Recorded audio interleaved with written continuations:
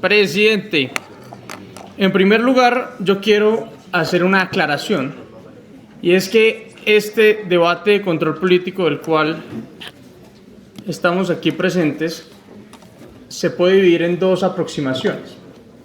La primera aproximación es una aproximación de naturaleza política, donde básicamente mis colegas aquí han expuesto, e inclusive el gobernador de Cundinamarca también ha expuesto la tesis, en el cual Galán llega tarde o no llega tarde a la discusión del Regiotramo. Y les voy a decir que esa discusión no es relevante en este momento. La discusión, cuando hablamos de movilidad y hablamos de infraestructura, debe ser frente a la evidencia que tenemos en los proyectos y no a si los políticos están o no están presentes. La realidad, y eso sí lo dejo como reflexión a los señores miembros de este gabinete, y quizás la única comentario político que voy a hacer, es que necesitamos que el alcalde tome posiciones claras, porque el alcalde o se monta el proyecto o no se monta el proyecto, pero esos mensajes son un poco confusos cuando dice que es que no se pudo montar porque la ley de garantía se le atravesó, pero después dijo que sí se quería montar y ahí sí terminamos como de la misma forma y el sentido contrario. Ese es mi único comentario político, y lo que voy a hacer a continuación es presentar una serie de inquietudes para naturalmente garantizar que este proyecto, si se hace, se haga de la mejor forma, doctor Lota. Y lo voy a hacer de tal manera, queridos miembros de los organismos de control, desde ya les corro traslado de todas las dudas que voy a manifestar para que ustedes por favor me las respondan con la información que ustedes tengan disponible. La Contraloría, porque como va a aprobar a continuación, va eventualmente a necesitar recursos de Bogotá este proyecto. La veeduría, porque aquí yo advierto que hay vamos a advertir que hay unas dudas de contratación bastante curiosas. Y a la personería, porque esto va a tener una implicación a cómo entendemos la vida en Bogotá, sobre todo en la localidad de Usaquén. Pero para entrar en materia, concejal Marco, usted se acuerda de un colega que usted tuvo acá, el doctor Carlos Carrillo, que ha dicho en muchas oportunidades, pese a ser del gobierno o parte del gobierno de Petro, que esto realmente no es un tren de cercanías, sino que esto es un trencito cañero, que si hay algo que verdaderamente debería oponerse todos los presentes es a este proyecto. Cito al doctor Carlos Carrillo. Y entonces yo quiero, queridos colegas, que vean estas fotos. Eso que ustedes ven ahí es el tren de cercanías de Londres. Eso que ustedes ven ahí es el tren de cercanías de Madrid. Eso que ustedes ven ahí es un tranvía. Miren la foto. Eso es un tranvía, esto es un tren. Y así podemos ver otros ejemplos del tranvía de Ámsterdam en Holanda, el metro ligero o el tranvía de Ayacucho en Medellín. Y aquí llegamos al Regiotram de Occidente y del Norte. La gran pregunta y la primera pregunta que yo quiero hacer es, ¿realmente esto qué es? ¿Es un tren? ¿Es un tranvía? ¿O qué es? Porque si nosotros hablamos de trenes de cercanías, hay dos elementos que son determinantes, y aquí hay varios expertos de movilidad que saben más que nosotros en esto. Yo le agradezco mucho a mi equipo, sobre todo a estas dos chicas superpoderosas que procesaron toda esta información en tiempo récord. Y hay dos elementos absolutamente relevantes cuando uno habla de trenes de cercanía, doctor Silva. Uno es la velocidad y el otro es la capacidad. Entonces, por ejemplo, si cogemos el tren de cercanías de Madrid, en Madrid hablamos de que los promedios de velocidades son superiores a los 100 kilómetros por hora. Los promedios de velocidades van entre 100 y 120 kilómetros por hora y la capacidad es superior a los 600.000 viajes al día. Ojo con esto, 600.000 viajes al día. Si cogemos otro ejemplo, por ejemplo, el S-Bahn de Alemania en Berlín, las velocidades son similares y mueve 1.4 millones de pasajeros al día. Señor gerente del metro, casi lo que va a mover el metro que usted está supervisando. Y si ponemos otro ejemplo, por ejemplo el Go Train o el Go Transit de Toronto en Canadá, hablamos de unas velocidades superiores a 120 kilómetros por hora y de 244.000 pasajeros al día. Y después aterricemos entonces ahora, o contrastémoslo, doctor Lota, con el Regiotram del Norte, Raya Tren de Zipaquirá, que habla de una capacidad diaria de 187.000 pasajeros al día. O sea, es evidente que la capacidad es inferior al tren de cercanías que menos mueve en el mundo. Entonces, cuando vemos esta foto y comparamos con los metros del mundo, con los trenes de cercanías, perdón, es evidente que el doctor Carrillo tiene razón, que esto no es un tren de cercanías, sino es un tranvía. Y si es un tranvía, el análisis lo tenemos que hacer es frente a un tranvía. Perdón, doctor Fernando, muy buena su pregunta. Y la velocidad de este tranvía no es superior a los 44 kilómetros por hora. Es decir, tren de cercanía se mueve por encima de 100 kilómetros. Esto no se mueve más de 44. Entonces estamos en un tranvía interurbano, pero es un tranvía. Ahora, hablemos de las dudas puntuales. Lo primero que hay que hacer cuando uno habla de movilidad en una ciudad es hablar de la escala humana. Lo que la teoría o los teóricos del urbanismo hablan, la ciudad para la gente, no para los carros ni para ninguna de estas cosas. Y ahí es importante que nosotros nos preguntemos dos elementos fundamentales. Primero, el muro urbano que esto representa. Y entonces, doctor Lota, usted dirá, pero bueno, al final, tranvía, tren, eso es una cosa con ruedas, tiene es modo férreo, lo necesitamos, pero yo les puedo hacer una pregunta. La diferencia fundamental de un tranvía y un tren es que el tranvía, como ven en esta foto, no necesita segregación, porque lo que busca es una vaina que se llama la permeabilidad urbana, es decir, que esto no rompa las ciudades. Entonces, en principio, uno debería decir el Regiotram, tranvía del norte, tranvía de Zipaquirá, no debería romper la ciudad en dos.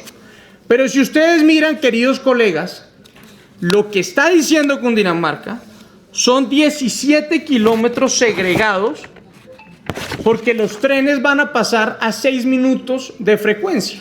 Esto hace, y esto es una pregunta que hay que preguntarse, ¿por qué razón, si el tranvía lo que busca es no tener impacto de segregación urbana, el tranvía que nos quieren construir en Bogotá sí va a tener esa segregación?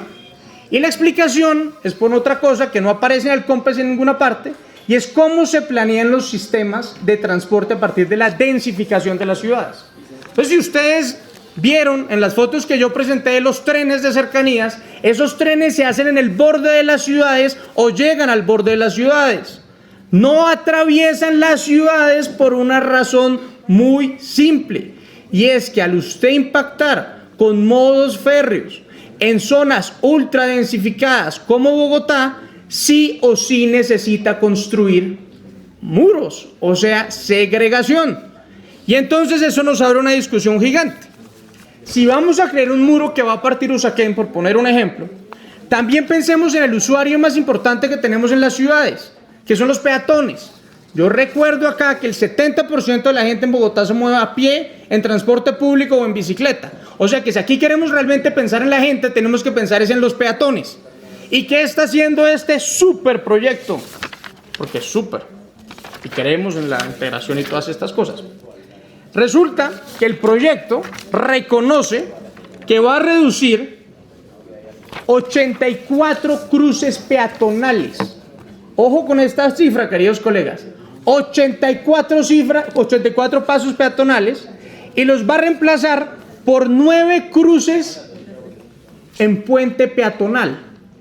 Doctora Úrsula, hay un decreto que aquí se me perdió, pero es el decreto que establece que en Bogotá no se pueden seguir o no se deben seguir construyendo puentes peatonales, sino lo que se debe hacer es desmontar los puentes peatonales por una cosa física, y es que el peatón no se le debe dificultar la forma en que se mueve. Entonces, en una ciudad del siglo XXI, alrededor de la vida, debe priorizar son los pasos a nivel del peatón, no los pasos a desnivel. Y con esa segregación, doctor Lota, para que por favor le comente a sus colegas de Cundinamarca, lo que nos están haciendo es dificultando la posibilidad de que los peatones puedan cruzar ese muro férreo, y que además se les dificulte cómo van a acceder al sistema en sí mismo, lo cual es una absoluta contradicción. Y por eso yo le llamo la atención a la personería, porque esto va a tener un impacto en la forma en la que se entiende la vida. Y caminar es un derecho fundamental, pero no entremos en esa discusión ahora. Ahora, continuemos. Ese muro urbano, ¿cómo se vería? Eso que ustedes ven ahí se hizo con una foto original. La prueba de la foto es que hay basura ahí, doctor Miguel Silva. En la avenida Novena. Y eso que ustedes ven ahí es el cerramiento. Nosotros creemos que ese podría ser el cerramiento que usen, que es el más transparente. Eso se hizo con la información oficial que tiene la empresa férrea, y lo único que hicimos fue modelarlo con inteligencia artificial. Entonces, ese enrejado que ustedes están viendo ahí, concejal López, va a tener 17 kilómetros, salvo cuando se pasa a desnivel, es decir, cuando se vuelven puentes, que se va a ver así. Esa es la avenida Novena con los planos originales que presentó la empresa férrea. Entonces ustedes dirán, bueno, pero ¿por qué se puede hacer así? ¿O por qué no podría hacerse así si el metro de Bogotá, la primera línea del metro, también es elevada? Por una simple diferencia de unos cuantos metros de altura. Porque mientras la primera línea del metro tiene una altura en promedio de, doctor Leonidas me corrige, 13 metros, si no me falla la memoria, esto tiene 7, es decir, 2 pisos y medio. Eso hace que la luz sea mucho más difícil, o se le dificulte mucho más a la luz acceder a estos espacios, dificultando la parte de abajo del viaducto. Ahí la pregunta del millón es, ¿tenemos, señor doctor Miguel Silva, que prender las alarmas? Yo personalmente, reiteradamente he prendido las alarmas con la parte de abajo de la primera línea del metro. Naturalmente tenemos también que prender las alarmas con este proyecto. ¿Qué va a pasar con la parte de abajo? Cosa que en ningún lado, ni en los COMPES, ni en las declaraciones, ni nadie dice absolutamente nada. Entonces, no solamente quieren meter una reja en Bogotá de 17 kilómetros, sino además una absoluta, o han garantizado ignorar absolutamente lo que pasaría en la parte de abajo. El decreto distrital 670 del 2025 es el que habla de los puentes peatonales que deben desmontarse. Pero hay más impactos. 140, ahí está el McDonald's de la 140. Mírelo, Juan Manuel Díaz, así se vería la 140. Imagínense eso en un día de lluvia. Pero aquí hay otra cosa que a mí me llama muchísimo la atención, y es la supuesta integración con el sistema integrado de transporte. Y esta integración se tiene que medir de dos formas, o pensar en dos formas. Una es una integración tarifaria y un tema financiero, que ahorita hablamos de eso. Pero otro es la experiencia del usuario, doctora María Fernanda, con lo que yo tanto molesto. En ese tema de la integración o la experiencia del usuario, observamos que hablan de que se va a integrar en la 68, en la 26, en la 72, en la 92 y se logra la extensión hasta la calle 100 del metro. Pero la pregunta es ¿cómo? No existe en ninguna parte del proyecto una claridad que nos digan realmente cómo se va a garantizar esa integración para el usuario. ¿Van a existir más puentes peatonales? ¿Van a poner ascensores? ¿Van a poner escaleras eléctricas? Y ustedes creerán, no, es que el concejal Quintero está haciendo preguntas banales. La respuesta es no. Porque si usted instala 6 o 7 sistemas de escaleras eléctricas, su CAPEX se modifica. El costo inicial del proyecto se modifica. Por lo tanto, no tener en este momento, doctora Andrea Portillo, veedora de la contratación, proyectado en este momento, cómo se van a integrar esas estaciones con el Regiotram del Norte, lo único que genera es incertidumbres financieras frente al CAPEX, pero también frente a la integración del sistema en cuanto al usuario. No hemos hablado todavía de la parte financiera. Por aquí el concejal Sastoque decía que es que Bogotá no se quiere subir a la vaca. Pues yo le voy a sacar otra frase, porque las cuentas de la leche no dan. Y uno no puede hacer vacas cuando uno sabe que la leche va a estar en problemas. Y la razón es muy básica. Cuando hablamos de infraestructura, no se puede aplicar esa premisa de que a caballo regalado no se le ve el diente. Todo lo contrario. A caballo regalado hay que verle hasta las amígdalas. Y aquí lo que estamos viendo es que no le han visto ni siquiera los ojos al caballo. Hablemos, por ejemplo, del COMPES, de los COMPES. Aquí todos celebraron entonces que la nación y la gobernación va a ser el COMPES. Lo primero que hay que advertir, y ustedes ahí pueden ver una relación de todos los COMPES que se han sacado desde el 2025, es que existe con la modificación o con la sustracción de Bogotá que tenía que aportar 2 billones de pesos, la nación simplemente adicionó 1.9, es decir, dejó 80.000 millones en el aire. Entonces la primera pregunta es, bueno, listo, si van a dejar a Bogotá por fuera, lo cual es discutible, ¿por qué lo hacen por una cifra inferior? Y ahorita ustedes van a ver la dimensión de esos 80.000 cuando miremos detalladamente las cuentas de la leche. Pero además de eso, lo que más resulta interesante de estos compes es cómo lo están costeando. Porque yo no entiendo, este es un proyecto de 17 billones de pesos, doctor Miguel Silva, pero de los cuales 7 billones son servicios a la deuda.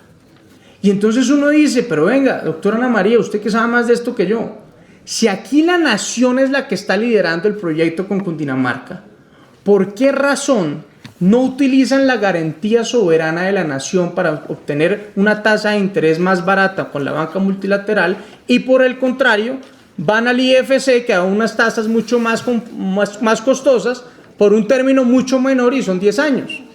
¿Cuánto tiempo es el crédito de la primera línea del Metro de Bogotá, doctor Leonidas? ¿Cuántos? 28, con una tasa inferior muchísimo menor. Entonces, ¿por qué razón no solamente nos estamos endeudando más caro a un menor término, pero además casi que la mitad del proyecto es deuda? Entonces, realmente este no es un proyecto que esté financiando la nación con Cundinamarca, eso es falso. Están financiándolo con deuda a partir de vigencias futuras. Y ahorita van a ver la implicación, ahorita que hablemos del metro del 80, de este modelo. Y miren esta cifra, doctor Molano, esto fue la respuesta que nos dio la Secretaría de Movilidad en la proposición.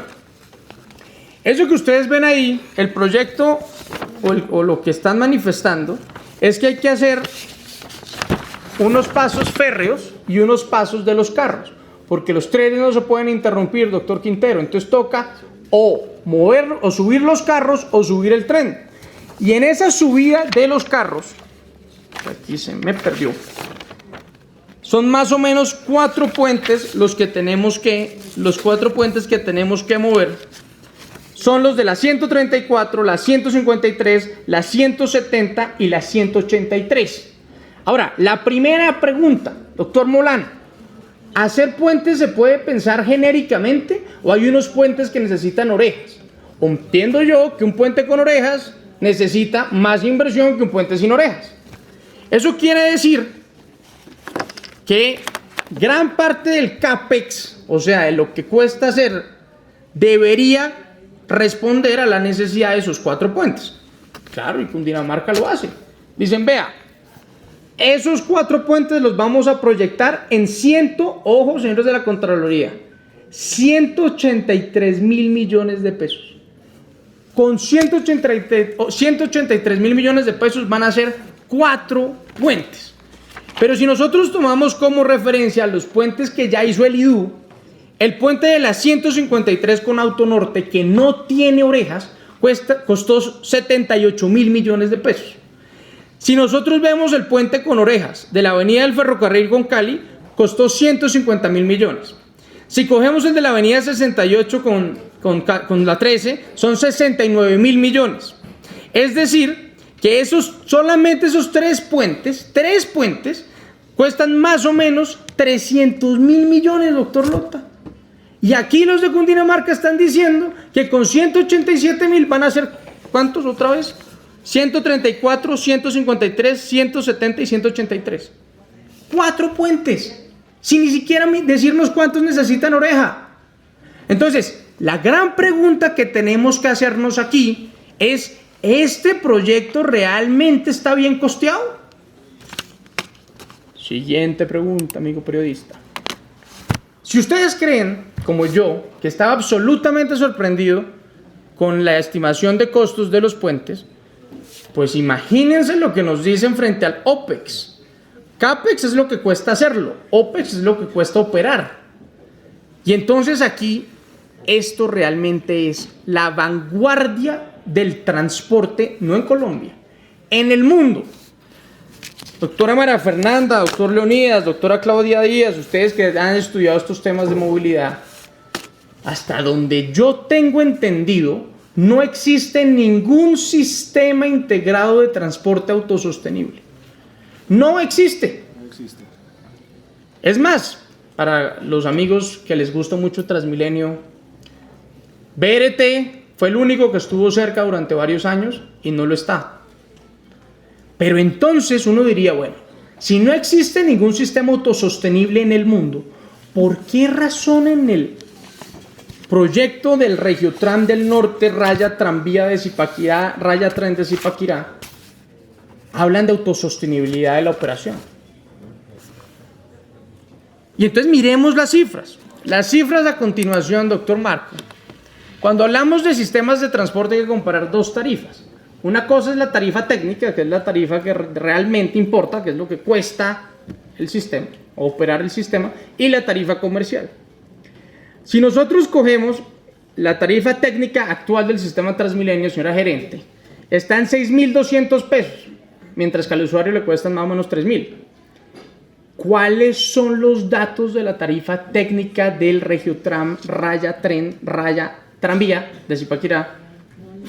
Pues resulta que la información que nos dicen es que en el año 2034 la tarifa técnica promedio va a estar en 6.585.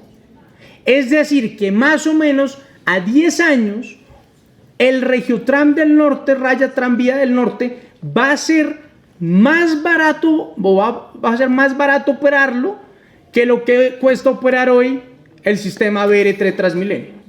Entonces, no solamente es una absoluta innovación financiera lo que están diciendo, y es que es el primer sistema autosostenible de la historia de la humanidad, sino que además va a ser más barato operarlo que el sistema que mundialmente está reconocido por ser más barato, que son los BRT.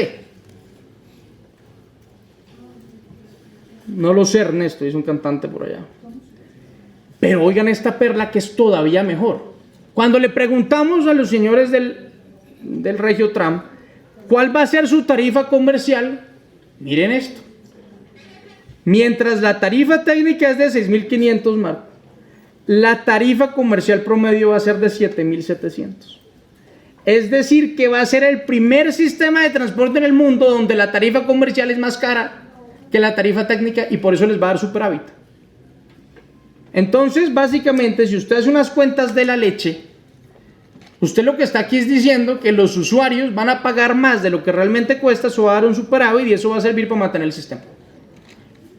Maravilloso. Yo creo que ni el presidente Petro en sus cuentas de los consejos de ministros se había atrevido a hacer aritmética tan maravillosa. Pero miremos los datos del mundo. Aquí me volvió un 8 otra vez. Si nosotros vemos, por ejemplo, el metro de Tokio, para mirar trenes que funcionan muy bien, el metro de Tokio, que tiene más o menos, búscame el metro de Tokio, ¿dónde está? El metro de Tokio moviliza 6,8 millones de pasajeros al día. 6,8 millones de pasajeros al día en 180 estaciones, 195 kilómetros. Ojo, 195 kilómetros. Aquí estamos hablando de 49 kilómetros. Ese metro de Tokio, donde no hay colados, cerca del 88% son gastos autosostenibles que se generan por recaudo de tarifa. Mientras que el 20% restante lo tiene que poner el gobierno. Los tributos, los impuestos. Tokio, Japón. No, concejal, no hablemos de Tokio, mejor hablemos de Santiago de Chile. Santiago de Chile, el sistema ferroviario más extenso y con más demanda de América Latina, con 700 millones de viajes anuales. Dice el Banco Interamericano de Desarrollo, no es autosostenible.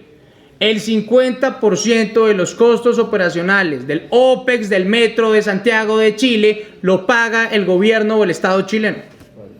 Entonces, ni los japoneses se atrevieron a decir tanto, ni los chilenos se atrevieron a tanto, ni en Bogotá nos hemos atrevido a tanto, pero en Cundinamarca sorpresivamente se inventaron un sistema autosostenible superavitario, es decir, que va a dejar utilidad después de operar. Eso con todo respeto, amerita una sentada con bastantes números, doctora Ana María y queridos miembros de los organismos de control. Pero si ustedes no solamente en este momento ya deberían estar pensando, nos están vendiendo un tranvía como si fuera un tren, nos están costeando mal un proyecto en cuánto cuesta, nos están costeando mal la operación. Ahora miremos la parte jurídica. Alguna vez a mí me dijeron que uno necesitaba gimnastas jurídicos cuando estaba en el gobierno, pero aquí lo que yo estoy viendo realmente son triatletas olímpicos dopados. Porque esto que os voy a preguntar a continuación es realmente, doctor Elías, absolutamente maravilloso desde la creación jurídica. Resulta que cuando nosotros entramos a revisar el otro sí número 3 al convenio de cofinanciación para el proyecto Regiotran de Occidente, básicamente se puede inferir que el gobierno nacional y el gobierno de Cundinamarca llegaron a una conclusión. Y es que la cofinanciación de los proyectos, recuerden que el 70% en principio de los proyectos de movilidad los paga la nación, el 30% lo pone la entidad territorial. No se financian proyectos, sino se financian sistemas. Eso quiere decir que usted puede modificar los acuerdos que usted haga, los convenios que usted haga, siempre y cuando estén hablando del mismo sistema. Entonces, doctora María Fernanda, el convenio que usted tiene para hacer el Transmilenio hasta Soacha, usted podría modificarlo si el gobierno nacional quiere y usted también quiere, y lo adiciona para llevar el Transmilenio no a Soacha, sino de pronto a Cajicá, porque es el mismo sistema. Y ese es el racionamiento jurídico que utilizaron para modificar el objeto contractual de ese convenio. Señores de la veeduría y de la personería y de todos estos. Y uno tiene que tener claro que aquí estrictamente no aplica la ley 80. Pero sí aplica otra cosa que es el principio de planeación de los contratos estatales. Y en ese principio de planeación en los contratos estatales, usted no puede hacer contratos estatales infinitos o no puede hacer contratos infinitos, sino tiene que estar claramente delimitado qué es lo que está haciendo. Aquí no. Aquí con con el tranvía de Occidente, o sea el Regiotram de Occidente, lo que hicieron fue coger ese sistema y sumarle el del norte. Pregunta, ¿eso no es una modificación al objeto del convenio? ¿Eso no rompe con el principio de planeación? ¿No debería tener un COMPES independiente, etcétera, etcétera, el tren raya, tranvía, raya, Regiotram del norte? Y si seguimos viendo preguntas, porque increíblemente hay más preguntas, es ¿cómo así que de 49 kilómetros, 17 pasan por Bogotá? Y Bogotá, después de que va a quedar así, no puede decir nada. O sea, tú vienes a mi casa, decides construirme un muro en la mitad de mi casa, me generas oscuridad en mi casa, pero yo no puedo decir nada. Porque lo que importa es la voluntad política. Ahí sí, como decía Gaitán, Serpa y Petro, mamola, a Bogotá se le respeta y la Constitución establece que la autonomía territorial es un principio fundamental de nuestra Carta y por lo tanto Bogotá, claro que sí, y no es el alcalde Galán, sino nosotros tenemos absolutamente legitimidad para preguntar y para realmente exigir que este proyecto no se puede hacer si no tiene el visto bueno de Bogotá. O no sé ustedes qué opinan. Pero continuemos para hacer esto mucho más corto. ¿Qué está pasando con los sistemas de transporte férreos que están tan de moda? Aquí entonces dicen, no, es que hay que hacer transporte férreo porque es importantísimo, Y cuando observamos lo que está ocurriendo con el metro del 80 en Medellín, que también es un tranvía. No sé si vieron en días pasados la comunicación de prensa donde decía que no han podido arrancar porque el gobierno nacional está adeudando 1 billón de pesos. El gobierno nacional no le está girando a la entidad territorial Medellín lo necesario para avanzar en en el LTR o el tranvía de Medellín. Y entonces ahí uno debería preguntarse, ¿será que lo estructuraron mal? ¿Será que quedó mal pensado? ¿Será que es que esto no era correcto hacerlo? ¿Por qué razón el gobierno nacional se está comprometiendo a cosas exactamente iguales cuando lo que está ejecutando en este momento no funciona? Y yo aquí quiero hacer otra alerta. El concejal Sastoque dijo, ¿por qué el convenio con el IDU de los pasos a los puentes, de pasos a desnivel, perdón, del Regiotram de Occidente está suspendido? Yo quiero, y voy a instaurar un derecho de petición, que la empresa férrea de Cundinamarca nos aclare cuándo es que va a empezar las obras en Bogotá. Porque tenemos información que ahí existe un polioducto que no han logrado superar. Tenemos también información de que el cierre financiero no les está dando. Y tenemos también la información de que están dividiendo el proyecto en fases. Eso quiere decir que van a ejecutar el proyecto hasta la entrada de Bogotá, es decir, que al final no va a entrar por Bogotá, a Bogotá. Eso quisiéramos, por favor, que nos lo respondan, porque de ser así, estamos obligados a revisar el caso del 80 en Medellín y el caso del Regiotram de Occidente para poder tomar decisiones del metro, raya tranvía, raya Regiotram de Zipaquirá. Pero en movilidad también hay otra frase que es muy importante, y es el estudio de alternativas. ¿Por qué el tranvía Zipaquirá es la mejor opción? ¿Dónde está el estudio de alternativas que dice que esa es la mejor opción? ¿Contrastaron con la primera línea del metro? No hablemos de Transmilenio, porque aquí dicen que se les aparece un fantasma. ¿Cuál es el estudio de alternativas que realmente prueba que este tranvía es la mejor opción? Y entonces uno empieza a ver cosas rarísimas. Doctora María Fernanda, usted que es experta en modelación de transporte. El COMPES 4034-2021, que fue donde arrancó toda esta discusión del Regiotram del Norte, dice que la carga máxima de pasajeros hora sentido del metro de Suba y Engativá, o sea, la línea 2 del metro de Claudia López, son 45,000 pasajeros. Doctor Leonidas, hasta donde yo tengo entendido, la primera línea del metro va a cargar 70,000 pasajeros hora sentido. Es decir, que la segunda línea del metro no puede cargar menos de 60,000 pasajeros hora sentido. Pero los estudios que nos están presentando como de alternativas para iniciar la estructuración del Regiotram del Norte-Occidente hablaba de una carga máxima de 45,000 pasajeros. ¿Cuál era la necesidad de medir por debajo los sistemas metro pesado que está construyendo Bogotá? La extensión de la primera línea del metro que estableció el Banco Mundial hasta la calle 170 dice que la carga máxima de la primera línea del metro hora sentido será de 30,000 pasajeros. Eso no tiene pies ni cabeza, lo cual obviamente genera un manto de dudas sobre los estudios que están utilizando. Pero ojo con esta, que es la mejor.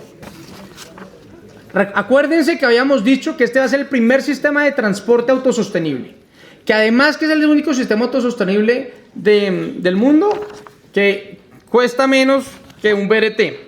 Ahora tiene otra perla. La capacidad máxima o la carga máxima de pasajeros hora sentido del Regiotram del Norte, doctor Lota, es de 17,000 pasajeros hora sentido. Ojo con esa cifra. 17,000 pasajeros hora sentido es la carga máxima del tranvía del norte. Yo reto a que me muestren 3 sistemas tranvía en el mundo que carguen más de 13,000 pasajeros hora sentido. Entonces, queridos amigos de la Contraloría, yo aquí estoy sembrando una duda frente a los estudios realmente que tenemos del tranvía al norte. ¿Por qué razón le restaron capacidad probada a los metros pesados, reduciéndolos a 45,000 y 30,000 pasajeros hora sentido respectivamente en la primera línea y la segunda línea del metro de Bogotá, y sobreestimaron la capacidad del Regiotram del Norte? ¿Y eso por qué es importante? Porque eso les da el costo por pasajero tanto de CAPEX como de OPEX. Desde este momento hay un manto de duda frente a los estudios del Regiotram del Norte. Yo no me opongo al Regiotram. hagámoslo. Pero ¿sí nos dan los números? ¿Cuál es la necesidad de estar haciendo este tipo de modificaciones técnicas? Además, demasiado evidentes. Pero entonces, además de todas esas innovaciones, porque yo la verdad es que admiro a estas personas que van a construir el primer sistema tranvía autosostenible, el primer sistema tranvía que va a cargar 17.000 pasajeros hora sentido, que además están modificando la forma en la que se contrata en Colombia. Cuando uno habla de alternativas, uno dice, pero ¿por qué no aprovechar la capacidad instalada? Y es donde tenemos que preguntarnos cómo podríamos integrar a Bogotá realmente al sistema integrado de movilidad regional. Yo, por ejemplo, tengo una duda con el concejal o una crítica permanente con el concejal Sastoque, que dicen que no, que es que Claudia López dejó a Bogotá integrada a la región. No, realmente crearon una cantidad de entidades que todavía no tenemos claro para qué sirven y que son absolutamente costosas, como la Agencia Regional de Movilidad, como la región.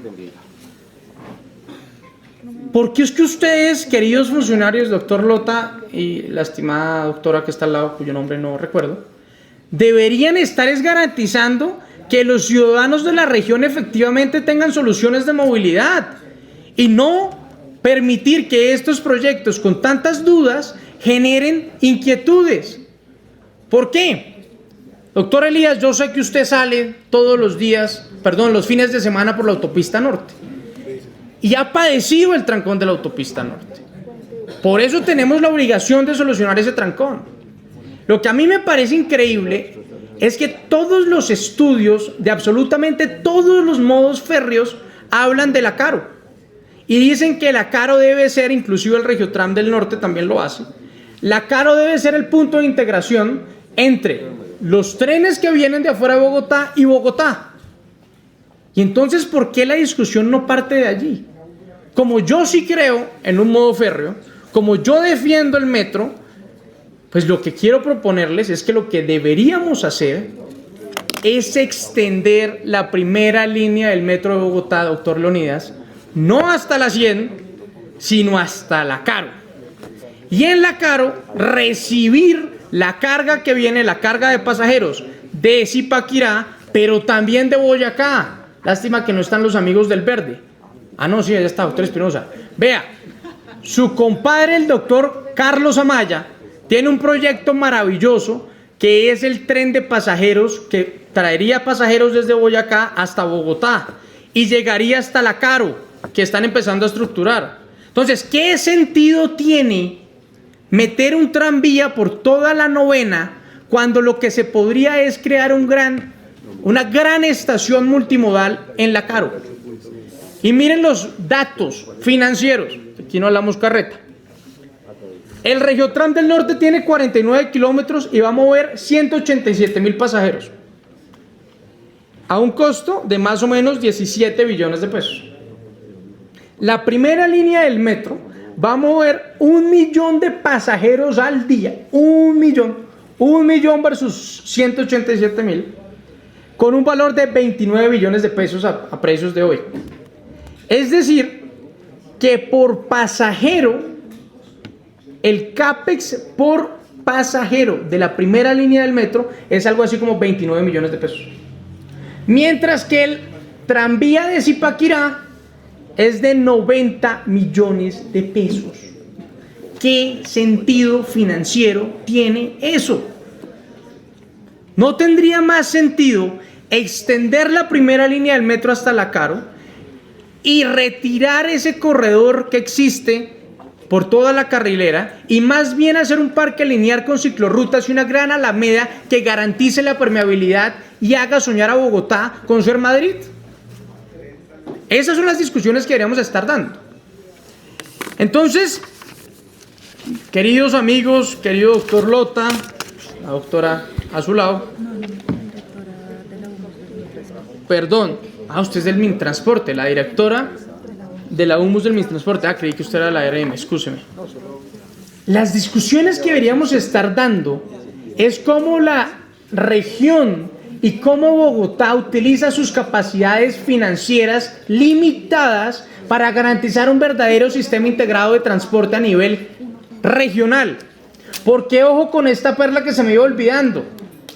El FED lo van a tener que duplicar como está hoy. Cundinamarca, en el COMPES lo que está diciendo textualmente es que va a constituir un FED para la operación del Regiotram del Norte y el Regiotram de Occidente. ¿Cómo? No sabemos. ¿Con qué variables financieras? Tampoco sabemos. Pero cuando tengamos que dar la discusión de que los sistemas no son autosostenibles, ya no vamos a tener que salvar el FED de Bogotá, sino también el FED de Bogotá región. ¿Eso tiene sentido? ¿No tendría sentido, doctora Claudia, más bien hablar de la integración tarifaria y que más bien de alguna manera todo esto se integre en lo mismo? Ahora usted obviamente me va a decir, ¿cómo está? No. Porque financieramente no da. Entonces, para concluir, me gasté menos de la hora, como prometí. Este proyecto tiene dudas frente al impacto urbano, tiene dudas frente al costeo que hicieron del CAPEX, en especial en el tema de los puentes, tiene dudas frente al mejoramiento de la calidad de vida de los ciudadanos. Y les voy a dar otra cifra que se me olvidó. Mientras la primera línea del Metro Bogotá busca impactar positivamente más o menos 1 millón de metros cuadrados de espacio público, el Regiotram del Norte solamente se va a preocupar por impactar el espacio público de las estaciones. Eso quiere decir 28.000 metros de espacio público. Es decir, que este tranvía además va a innovar en ser el primer sistema de transporte que no mejora el espacio público alrededor. Es que ni eso. Entonces, dudas jurídicas. Modificaron el objeto contractual de un convenio, doctor Andrea. Doctor de la Contraloría. Financieramente el CAPEX está mal costeado. El OPEX no existe. Tercero, inflaron las estimaciones de pasajeros hora sentido. El impacto del espacio público está mal hecho. Nos están vendiendo un tranvía como si fuera un tren. Y para rematar, y quizás lo más preocupante, es que estamos discutiendo como si esto fuera un tema político, donde lo que importa es sentar al alcalde con el gobernador. Eso es lo menos importante. Lo más importante es que si nosotros no tomamos en serio estos temas de infraestructura, vamos a terminar creando un elefante blanco. Como efectivamente yo sospecho que está pasando con el Regiotram de Occidente.